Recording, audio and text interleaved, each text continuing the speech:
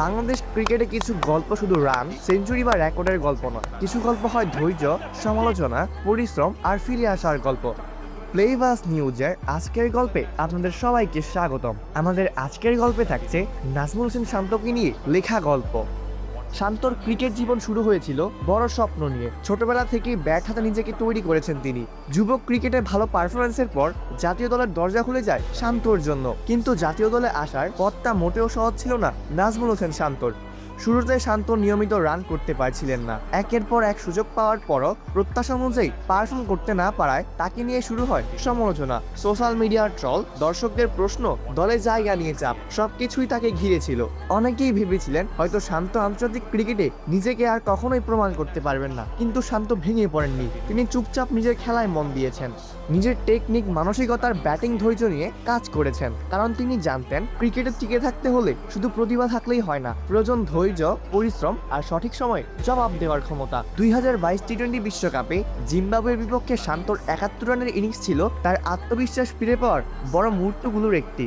সেই ম্যাচে বাংলাদেশ মাত্র 3 রানে জয় পায়, আর শান্তর ইনিংসের দলকে গুরুত্বপূর্ণ জয় এনে দেয়। এরপর 2023 সালে শান্তর ক্যারিয়ারে আসে বড় টার্নিং পয়েন্ট। আয়ারল্যান্ডের বিপক্ষে 104 রানের ইনিংস খেলে তিনি পান নিজের প্রথম ওয়ানডে সেঞ্চুরি। সেই ইনিংস শুধু ব্যক্তিগত অর্জন ছিল না, বাংলাদেশের সিরিজ জয়ের পথও ছিল গুরুত্বপূর্ণ একটি অবদান।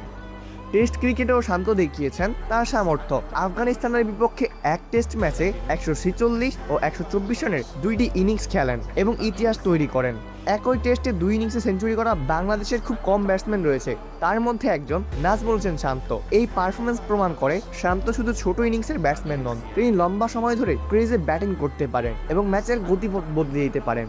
শান্তর ব্যাটিংয়ের সবচেয়ে বড় শক্তি হলো চাপের মুহূর্তে ইনিংসগুলি গুছিয়ে তুলতে পারেন। যখন টপ অর্ডার ভেঙে পড়ে, যখন স্কোরবোর্ডে চাপ থাকে, তখন শান্ত ধীরে ধীরে ইনিংস তৈরি করেন। লিটন দাস বা মুশফিকুর রহিমের মতো অভিজ্ঞদের সঙ্গে জুটি গড়ে তিনি বারবার বাংলাদেশ ক্রিকেট দলকে বিপদ থেকে উদ্ধার করেছেন। এর বড় উদাহরণ আসে 2026 সালের এপ্রিল মাসে নিউজিল্যান্ডের বিপক্ষে সিরিজ নির্ধারণী ওয়ানডে ম্যাচে। বাংলাদেশ তখন 32 রানে 3 উইকেট হারিয়ে বিপদে।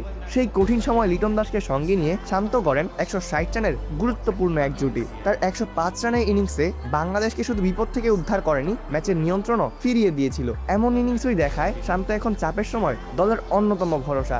এক সময় যে শান্তকে নিয়ে সংশয় ছিল, প্রশ্ন ছিল, আজকে সেই শান্তই বাংলাদেশ ক্রিকেট দলের ব্যাটিং লাইনআপের গুরুত্বপূর্ণ অংশ। সমালোচনার জবাব তিনি কখনো বেশি কথায় দেননি, তিনি জবাব দিয়েছেন ব্যাট হাতে, পারফরমেন্স দিয়ে, দায়িত্ব নিয়ে। নাজমুল হোসেন শান্তর গল্প আমাদের শেখায় সব ক্রিকেটার শুরু থেকেই নায়ক হয় না। কারো কারো নায়ক হতে বা নায়ক হয়ে উঠতে অনেক সময়ের প্রয়োজন হয়। লাগে ব্যর্থতা, সমালোচনা আর কঠোর পরিশ্রম। আর শান্ত শুধু একজন ব্যাটসম্যান নন, তিনি বাংলাদেশ ক্রিকেটের এক নীরব যোদ্ধা। তার গল্প এখনো শেষ হয়নি, বরং বলা যায় তার আসল অধ্যায় এখনোই শুরু। কারণ শান্ত জানেন ক্রিকেটে বড় হতে হলে শুধু প্রতিভা নয়, দরকার ধৈর্য, মানসিক শক্তি এবং বারবার ফিরে আসার এক উদ্যম সাহস। অপূর্ব দাস, প্লেবাস নিউজ।